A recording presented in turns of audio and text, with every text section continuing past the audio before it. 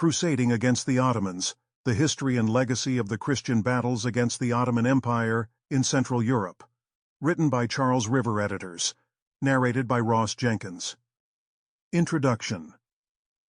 In terms of geopolitics, perhaps the most seminal event of the Middle Ages was the successful Ottoman siege of Constantinople in 1453.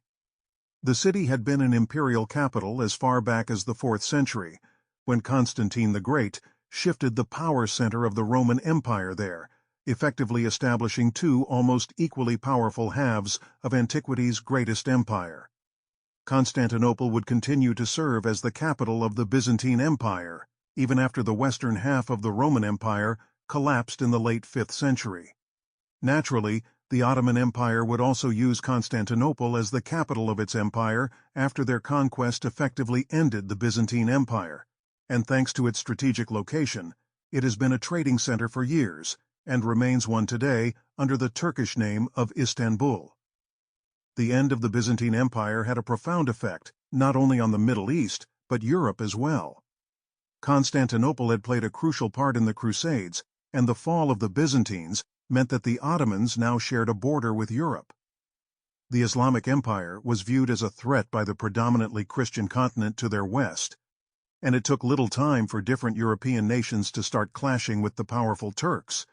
In fact, the Ottomans would clash with Russians, Austrians, Venetians, Polish, and more before collapsing as a result of World War I, when they were part of the Central Powers. The Ottoman conquest of Constantinople also played a decisive role in fostering the Renaissance in Western Europe. The Byzantine Empire's influence had helped ensure that it was the custodian of various ancient texts, most notably from the ancient Greeks, and when Constantinople fell, Byzantine refugees flocked west to seek refuge in Europe. Those refugees brought books that helped spark an interest in antiquity that fueled the Italian Renaissance and essentially put an end to the Middle Ages altogether. The fall of Constantinople is still well known today, but the Ottoman Empire was already pushing into Europe beforehand, and it would take repeated efforts by various European coalitions to prevent a complete Ottoman takeover of the continent. At the time, the most powerful European countries in Eastern Europe and the Balkans were Poland and Hungary. Russia was still throwing off the Mongol yoke, France and England were fighting an interminable war, Germany was broken into hundreds of entities, and the Holy Roman Empire was fighting the rise of Protestantism.